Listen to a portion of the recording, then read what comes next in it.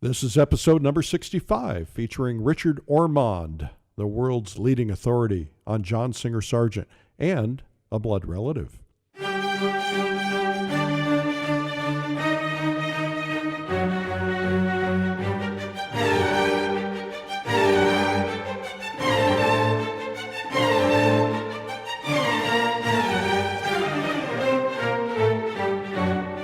Welcome to the PleinAir podcast from PleinAir magazine. I'm your host, Eric Rhodes, publisher and founder of PleinAir magazine.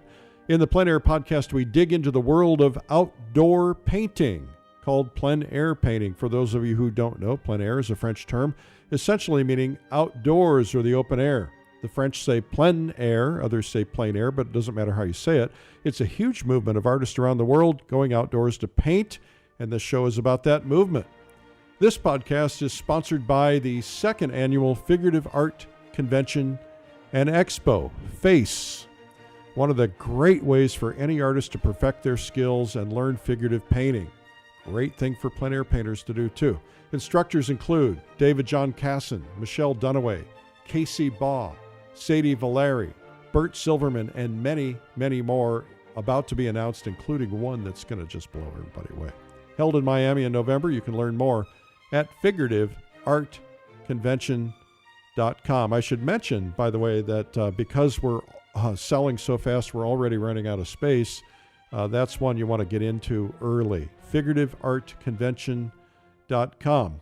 It's my desire to see more people fall in love with plein air painting, and you can help by sharing this podcast with your buddies on social media or email, and I hope you'll subscribe on iTunes so it shows up every week in your phone or wherever.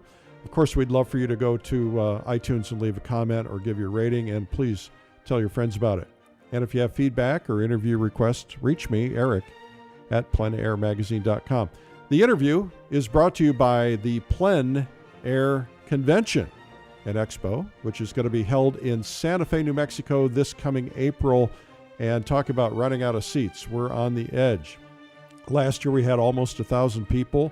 And a lot of people showed up who had never painted before or even plein air painted before. So everybody left with great painting skills, transformed, great new friends.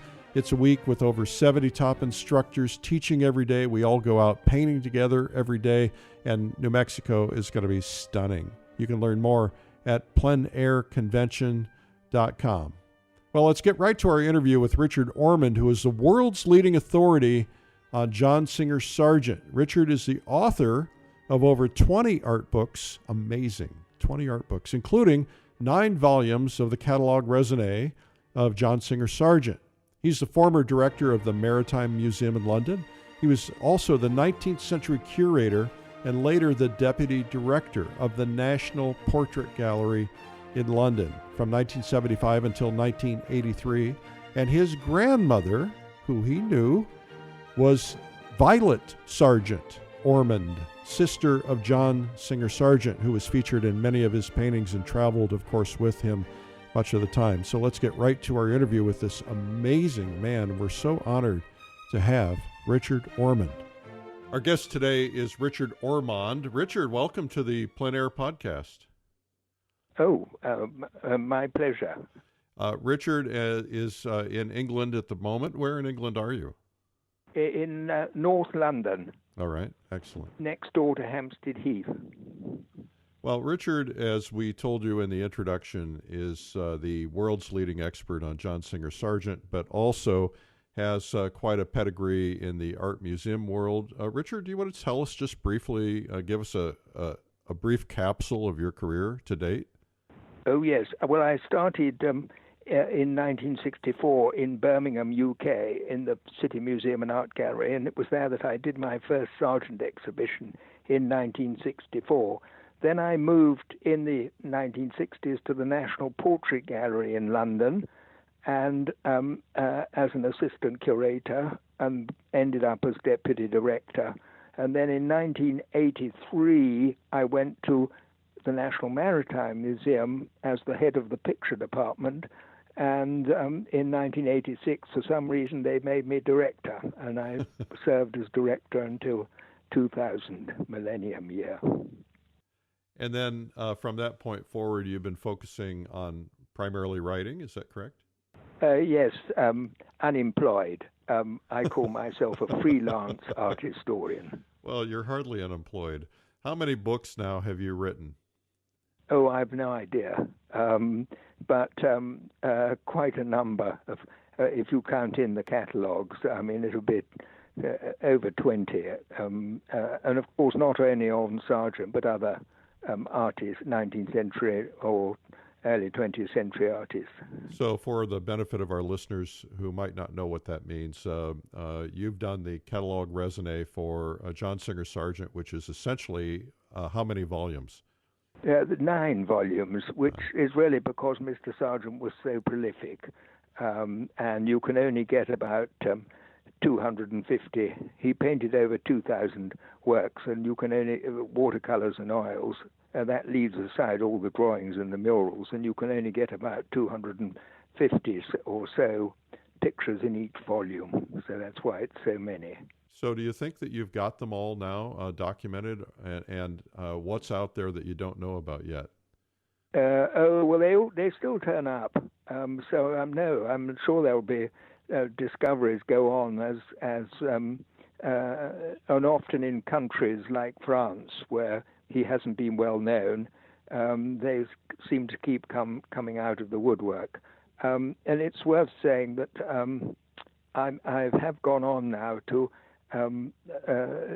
catalogue his portrait charcoals. He did about 650. When he gave up painting oil portraits, he took to doing these very fine, very spirited charcoal drawings. And if anybody has any, please let me know. So why do you suppose he went in that direction? Sorry? Why do you suppose he went in that direction? He gave up oil painting portraits. Oh, well, I think the pressures on him of a busy studio practice began to tell. And I think he reached the age of, in his 50s, he thought, well, how do I want to spend the last part of my career? He was financially reasonably well off. He wanted to finish his murals. They were lying on his conscience. He wanted to paint more landscapes. And I think also the pressure on him, not only of the relentless number of people wanting to be painted, but also that when he put them up in the Royal Academy, he always had to do one better each year. Otherwise, people begin saying, oh, poor old Mr. Sargent, he's fallen off. So he had that pressure on him. He was the sort of benchmark. And I think he just thought, I've had enough of all that, and I want to do my own thing. So really it was more about just pleasing himself than pleasing others at that point. That's right, yes. I think that's absolutely it. He had quite a battle because people said, well, you must paint us, Mr. Sargent. You always painted us. And he would say, no, I'll paint your fences, your gates, whatever, but not the human face. So, and he used to refer to portraits, he spelled P-A-U-G-H-T-R-A-I-T-S. He used to... Well, he obviously got to the point he didn't like that anymore. So when you and I had coffee in London, I guess it's been about 1.5 years or 2 years ago now, you were telling me that you received a lot of notifications from a lot of people about lost Sargent paintings, and that there were a lot that just were not the real thing. What's that process like for you? Well, we have what's called a vetting committee, self-appointed. There are 4 of us who look at potential sergeants, or that people say are sergeants, and we take it very, very seriously, because if you once accept something, it's very difficult to backtrack later. It's better to be sure. Of course. And so we have to be unanimous, and it's difficult because you come under a lot of pressure. People saying, "Oh well, but my father said," or that his mother had it from Mr. Sargent himself, so on and so forth. So there are all sorts of stories, and it's not an aspect of the Sargent that I particularly enjoy. But you have to do it. It goes with the territory, because all the saleroom, all the dealers say, "Well, is it by Sargent or isn't it?" And sometimes we sit on the fence. But it's much better to, I mean, we have accepted things which, first of all, we're a bit cool about. We always say we'll review everything again if there's new information or what have you. Our own research has moved on, so sometimes things that we couldn't place suddenly fall into place. So it's a moving thing, the whole business of people have seen in the newspapers that there have been all sorts of high-profile cases where fakes apparently have been, put onto the market by very reputable people. So it is a very wherever there's money, there's trouble. So that raises an interesting question because, of course, there are a lot of artists who are listening to this, and those of us who paint have gone through various periods in our life where we've been experimental, we're trying different materials, we're trying different techniques, and therefore some of the things, for instance, early in our careers might not look like the things that were developed later, but they were still done by us. So how do you deal with that issue when you're looking at Sargent paintings? Well, you can only, I mean, expertise, is limited. You can only go by what you know, and you have to be able to try and fit. Of course, Sargent's career is a long one. You have to try and fit it, and there's also what is the evidence? What's the provenance? Can you go back? Has it been exhibited? And then you've got to trust your eye too. Does it seem to have any of the characteristics, of Sargent's brushwork, of his imagery, all that. And as I say, that if one can't, be sure, then we would always say to people, well, look, in the present state of our knowledge, and we're only 4 people, we don't feel confident enough to put it into the catalogue raisonné, because once it's in the catalogue raisonné, then it's, as it were, home and dry. And so you have to be, and that, I can't tell you how many things we see. Very often they're perfectly genuine pictures of the period that have had signatures added or whatever. Sometimes they're way off beam. So you can only do according to your lights, your best. And there's no... we may have made mistakes, but we give it our best shot. And if anybody has a better idea, how to do the authentication, and of course a lot of people now won't do it because they've been sued so often. These catalogue raisonné teams have been sued that they won't pronounce anymore, and that seems a terrible, where the lawyers win out, as it were, or the judge decides. Has anyone been sued for turning down a painting and saying it's not real? Has it what? Has someone ever been sued for saying a painting was not real when someone had what they believed to be conclusive evidence that it was? Oh yes, there have been. The Andy Warhol people have been sued. The Jackson Pollock people have been sued. There's a case of Bacon, these drawings that turned up, and people were very litigious nowadays, and then art historians are frightened that even if they may win or whatever, they'll be, face large legal bills. So it's in a way, it's the net effect is that people won't speak their minds, which is, death to art history, really. Have there been any developments in technology which have made your job easier? Well, there are, of course, conservators, who can look, and X-rays and things of that kind. I think you have to take all the evidence that you can gather about a picture, and sometimes they're very near, very near things. It's very difficult. On the one hand, it seems to be okay. On the other hand, there's that against it. Blah blah blah. So it's very. All you can do, I think, is assemble as much information as you can, look closely at the thing, and then you have to come to a judgment. But as I say, always qualified by the fact that we will always look at things that we don't say whether it's by Sargent or not. The question we're asked is, would you include it or will you include it in the Catalogue raisonné? I see. And that's that you can't dodge that question.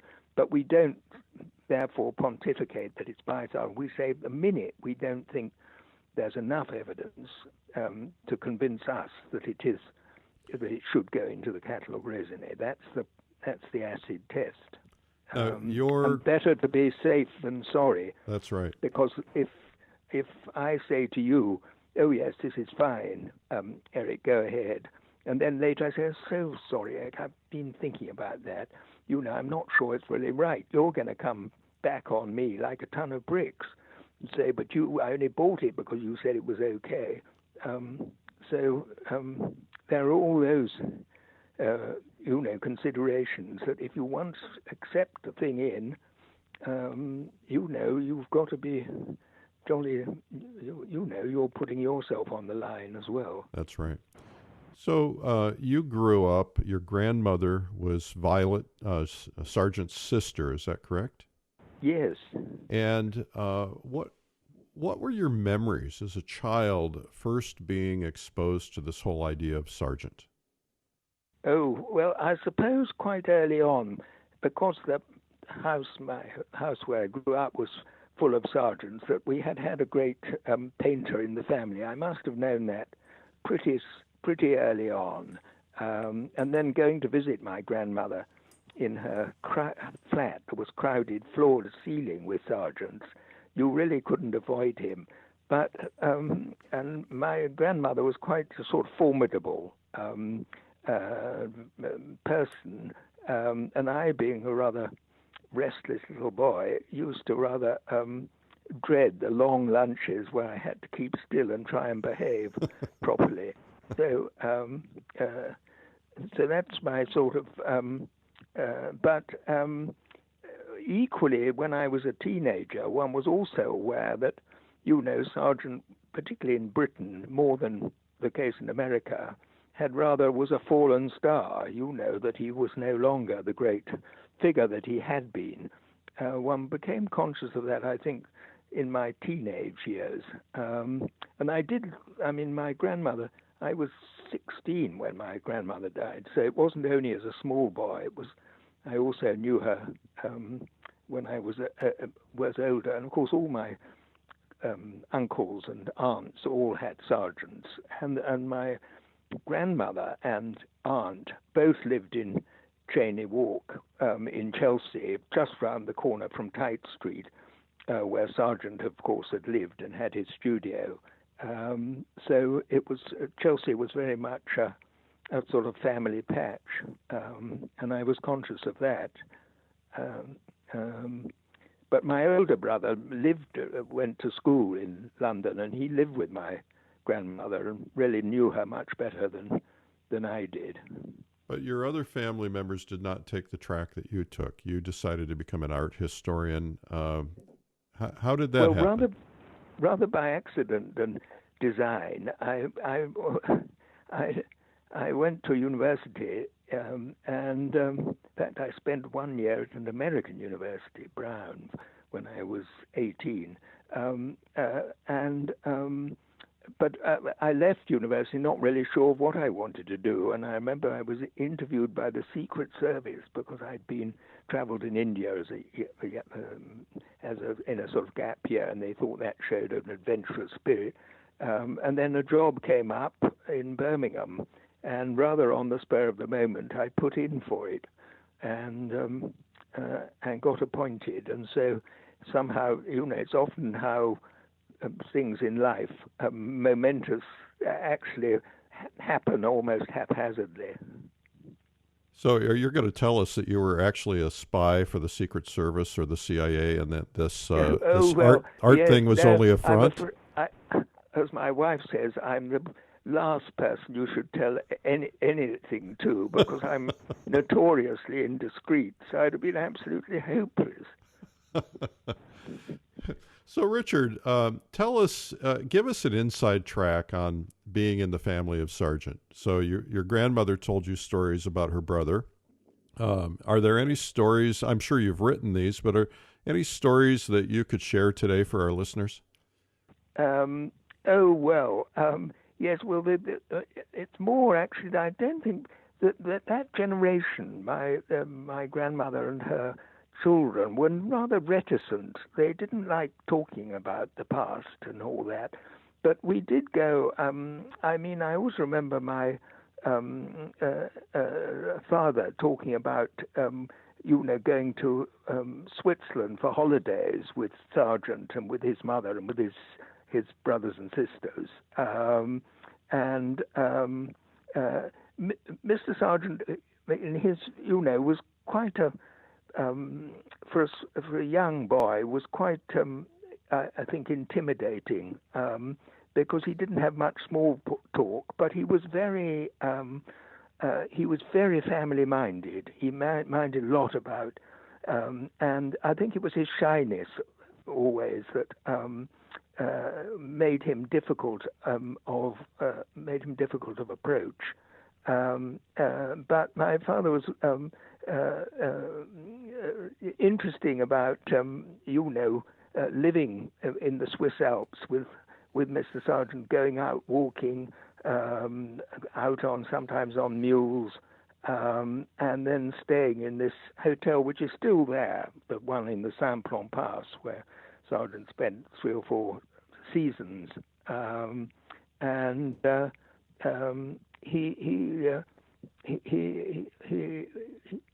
My father, had a strong feeling about his uncle, and I think responded to his generosity of spirit. But I'm trying to think if there are any particular stories. Well, of course there are, but my mind is not. I'd have to think about it. Well, if something comes to mind while we're talking. Yeah, well, yes, exactly, as we're talking.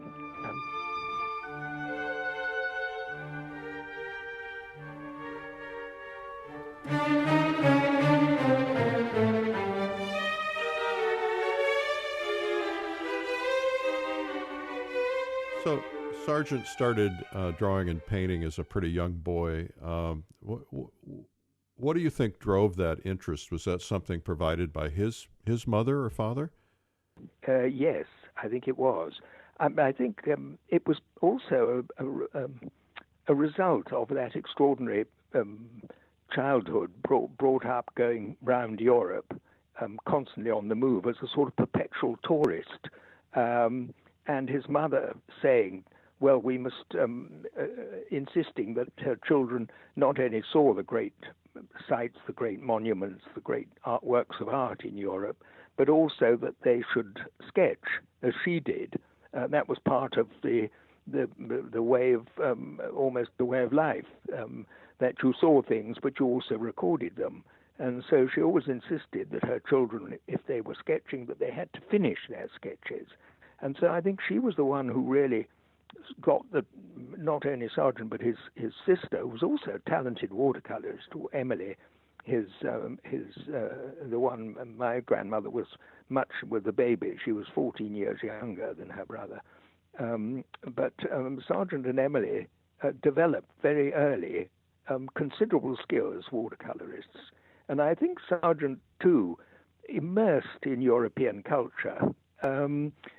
The arts figured so prominently in his early years. I mean, he had relatively little formal education. It was mostly done by his father, so art, I think, naturally came to him. He had a natural skill, and I think his parents realized quite soon, really when he was in his early teens, that he was, he was single-minded about his art, and he never looked back. And I think he never doubted for at all that he was going to be an artist and he was going to make it. I think he was ambitious, and I think he knew what he was about, and that single-mindedness. And I think that's also a reason probably that he never married or had close relationships. He was sort of married to his art. Every artist has a tipping point, Richard. Every artist has some moment that they can typically identify in their life where their art makes a transition. Maybe that transition is making their art better. Maybe that transition is that something happens that gets them noticed. What was it that was the tipping point for John Singer Sargent in terms of becoming he becoming a famous artist, becoming really well known and really desired? Do you have any idea?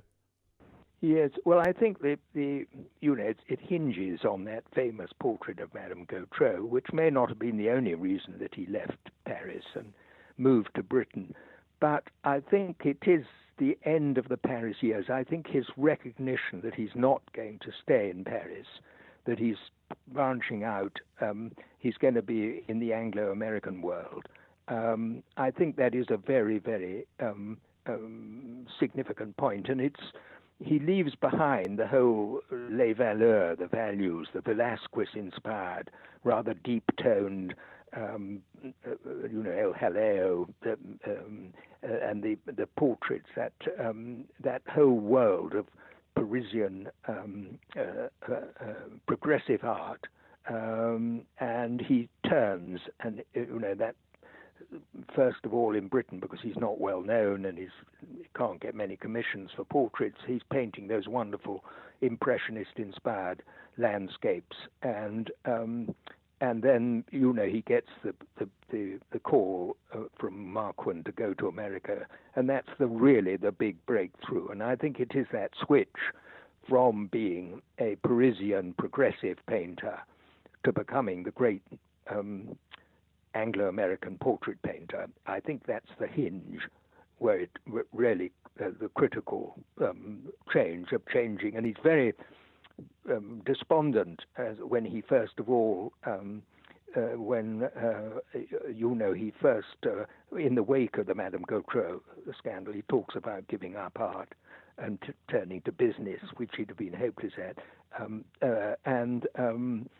He's in a very despairing sort of mood, but he picks himself up and off he goes in a new way.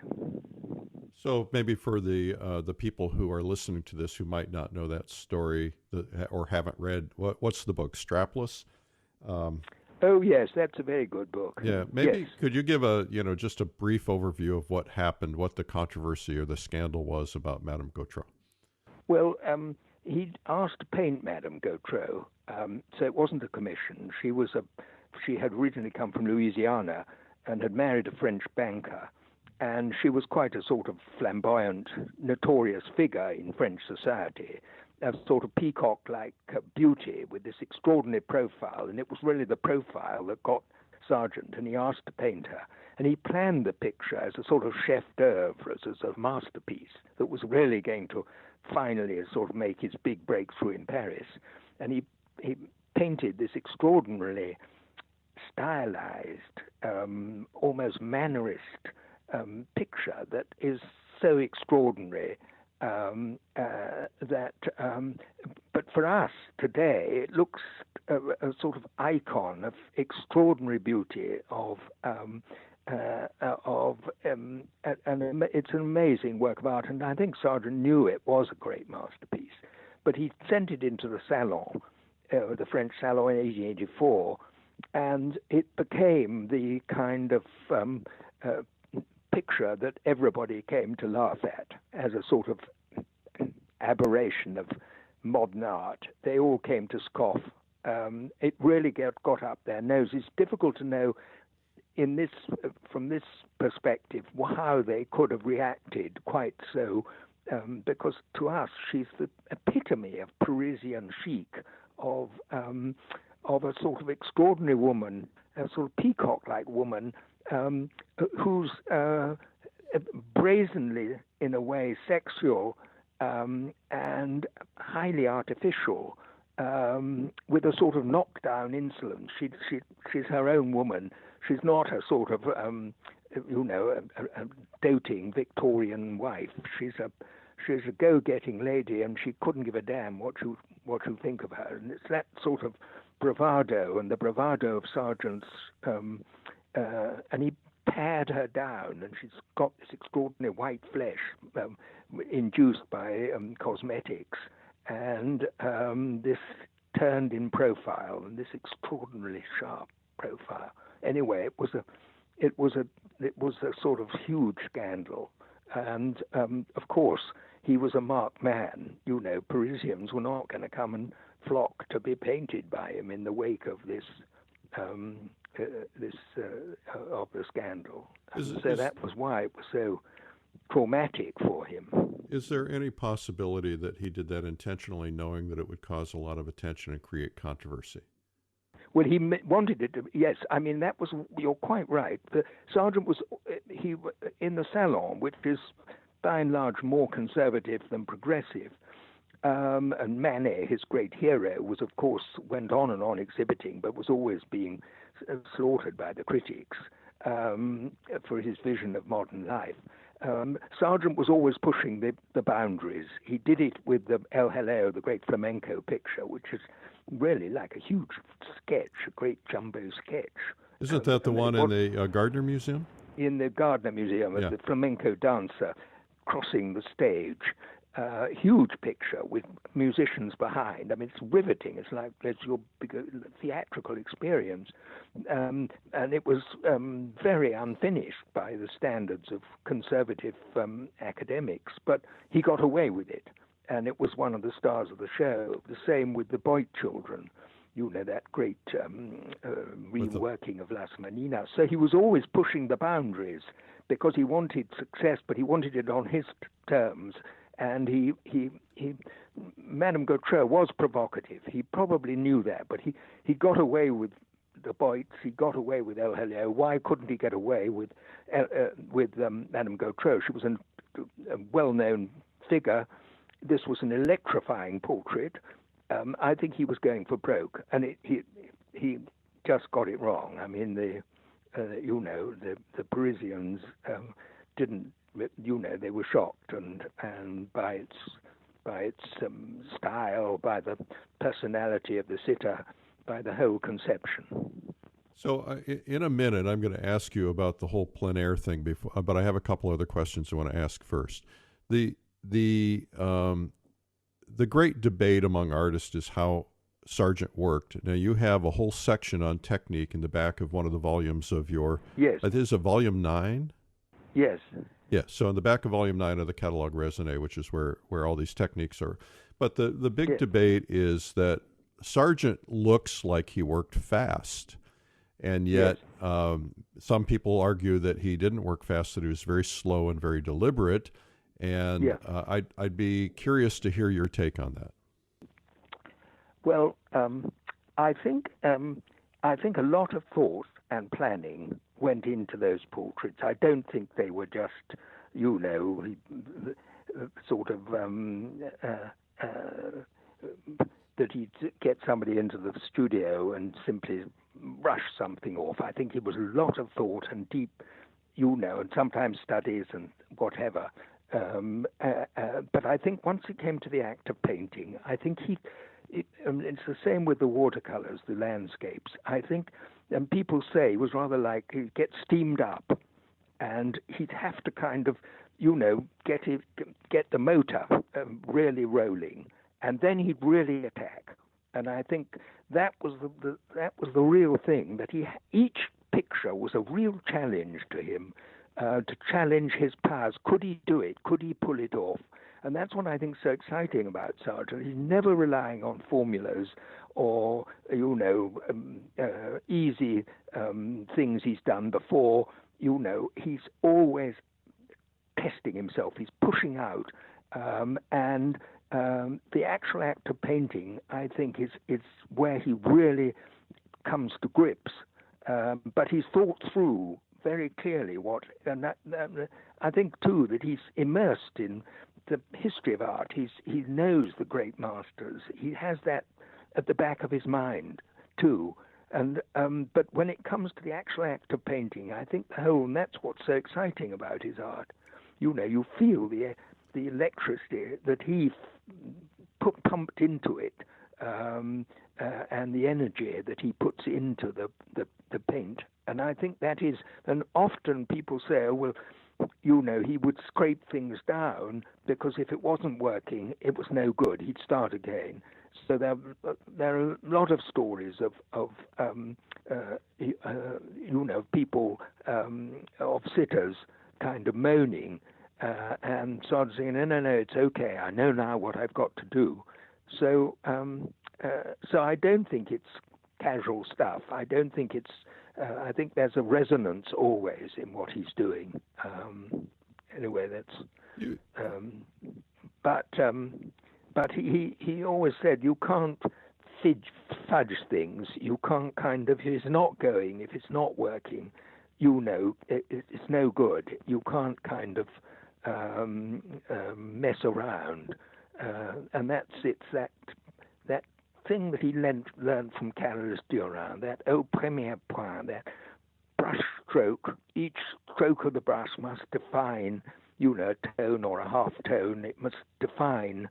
And it's that strokes that are so exact, so precise, so economical. He doesn't waste any. He doesn't waste any brushwork. And often it too. There's a suggestibility there that leaves to the sitter. To the spectator to put in some of the things that aren't really there, but merely suggested. And it's all too, those surfaces of his are always sliding, nothing is still. This restless quality of his art, in which he seems to animate the whole surface, even if the subject appears to be very passive. Did he ever document any of his technique? I know his students did, but was Yes. there ever any writing that he did on his technique? No.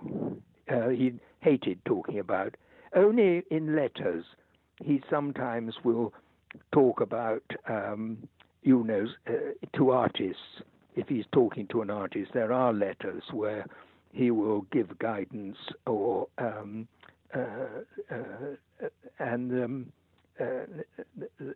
that's and also about paints that he likes, or varnishes or things like that, rather technical things. But he didn't. He, part of his reticence, he left no records. He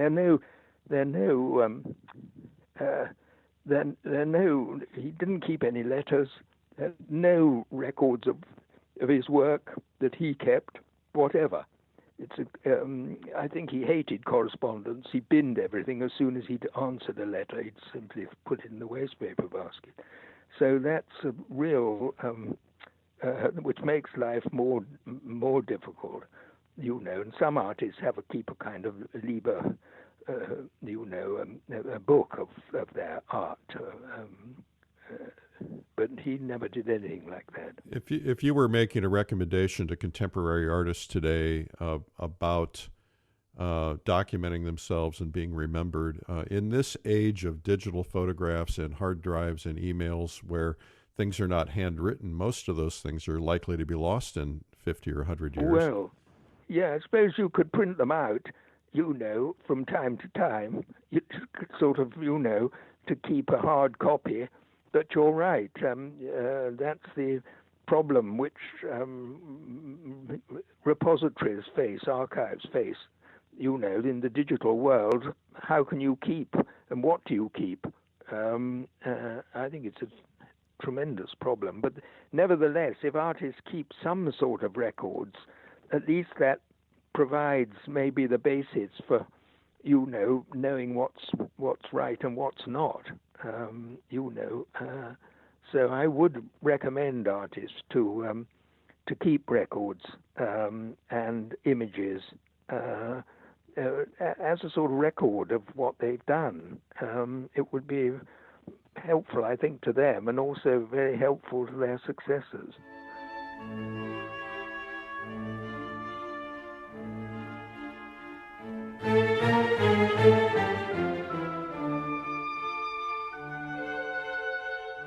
said at the beginning of the recording that Sargent had kind of fallen out of popularity. When you were a teen, you realized that he was no longer being recognized or popular.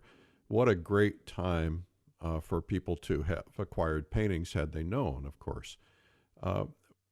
Why did he fall out of popularity, and what lessons can be learned from that for artists? Well, I think the whole modernist tide turned against artists like Sargent. Not only Sargent. I mean, there's some great painters like Zorn and Soraya and Boldini, and all those naturalist painters were kind of swept from favor by the relentless tide of the modernists. And in Sargent's case also, Roger Fry, who was a great polemicist for modern art, took against Sargent sort of in a rather personal way, and he was very, very influential in Britain in shaping people's taste. And so also the whole idea of portrait painting was regarded as hopelessly old-fashioned, and Sargent was thought of, I think, when I was young, as a sort of slick society portrait painter, but not of any serious artistic consequence.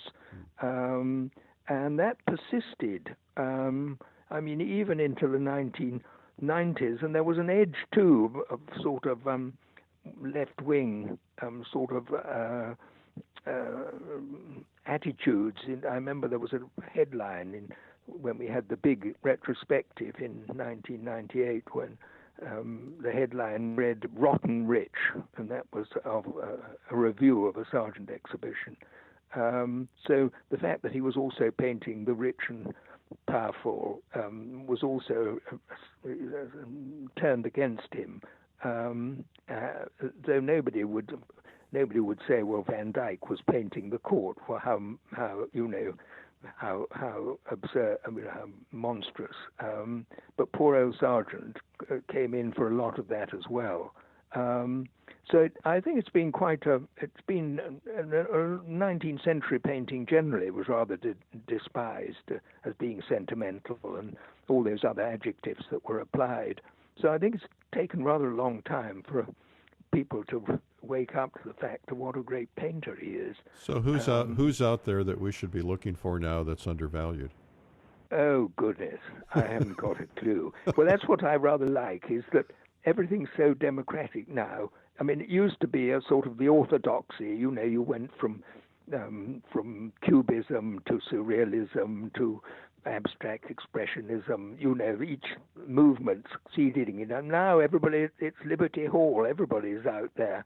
But I think it's unlikely there'd be another Sargent because he belonged to a formal society. You wouldn't have a portrait painter, I don't think, could ever quite have that because the society has gone. That the sort of grand manner doesn't sit easily with our society.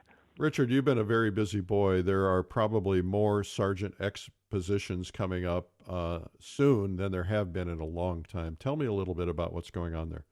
Oh, well, that's rather gratifying, actually, having, been in the desert for some time. Yes, I could say there's almost too many. Well, there's in June, there's going to be an exhibition in Chicago called Sargent and Chicago, which is an important exhibition of the Art Institute. Sargent had many very important patrons, including Charles Deering, the chief executive or chairman of International Harvester, and others. He built a beautiful house. He did the Deering estate down in Miami, which is called Vista. Yes. Exactly. That's James Deering. Is there a Sargent painting hanging in that house today? No, there aren't. There ought to be. Oh, yes, there is one. Oh, yes, it's very amusing.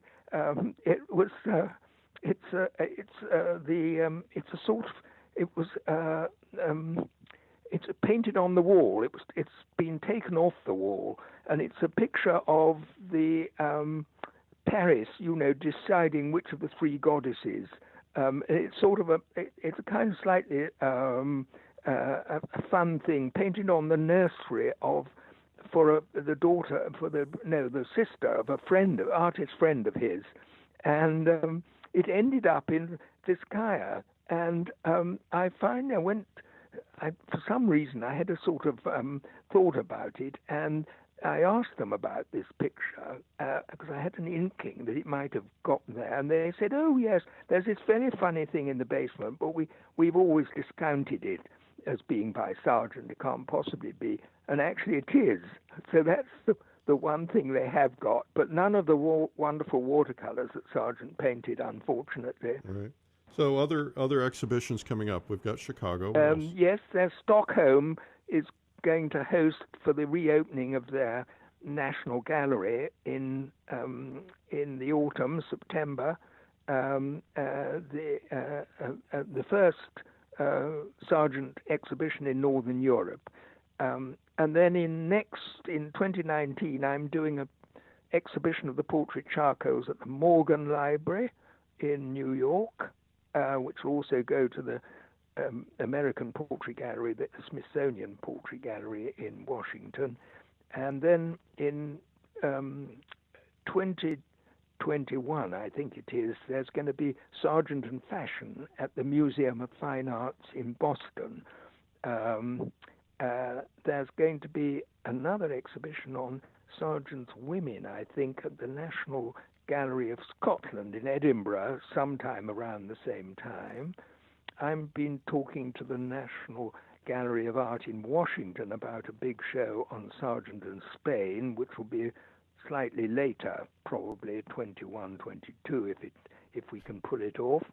And there's also talk of the Met sometime doing a big Sargent and Paris show.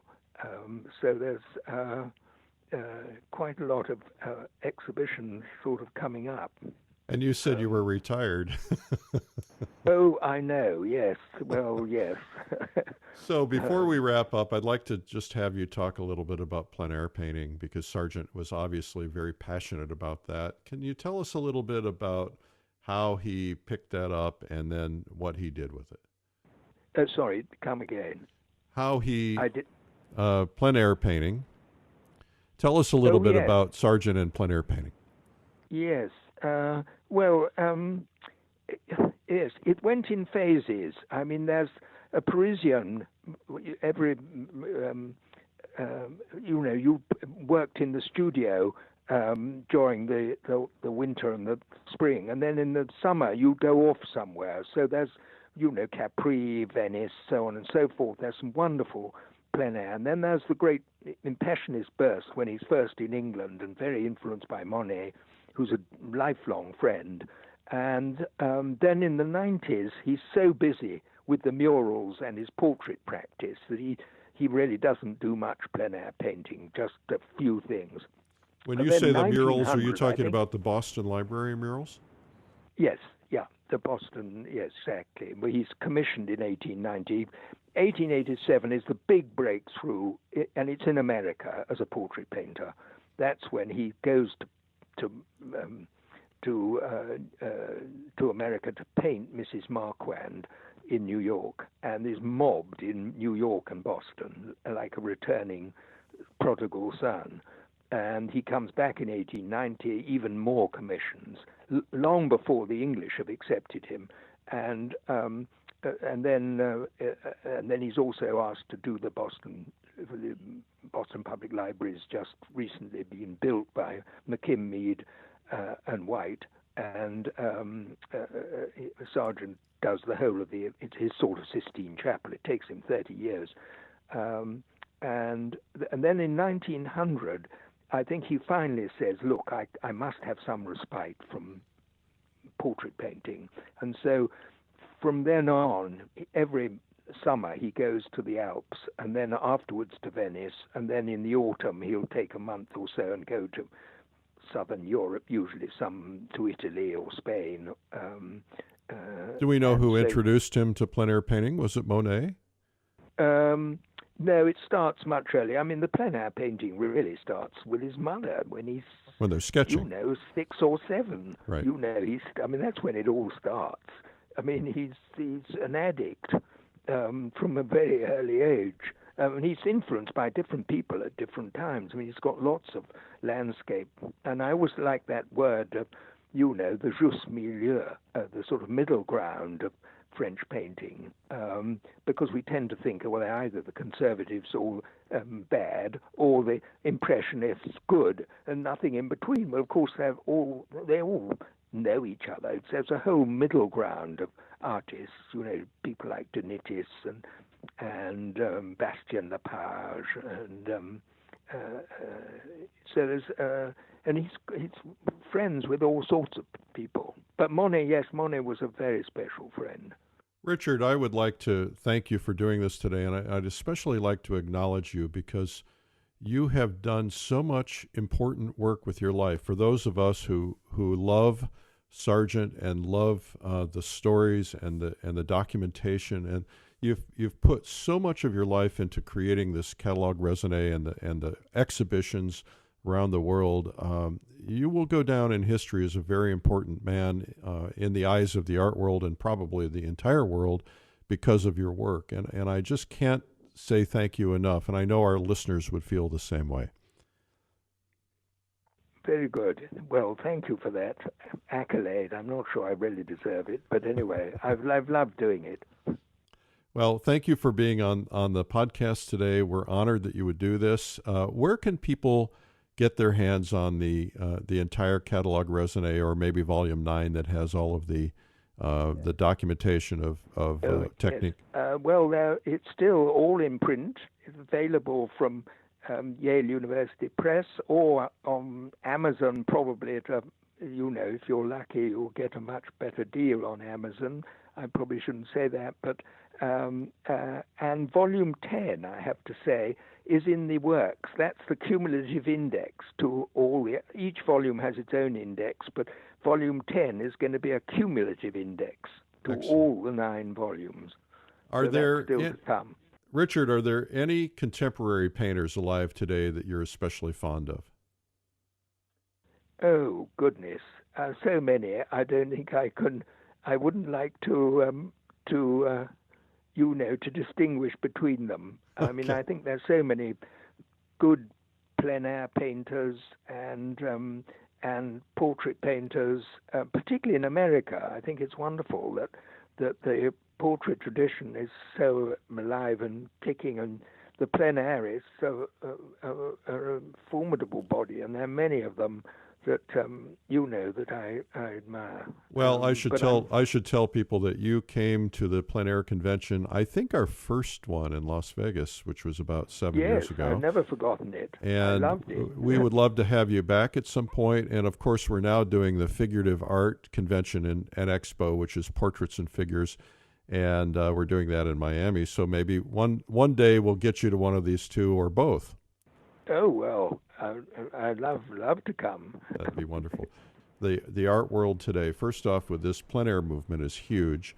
There are more people doing PleinAir than there ever have been in history collectively. Well, you're terrific. You're such an enthusiast, and you're such a sort of you get everybody on the get everybody going. I think it's marvelous. Oh, that's very kind.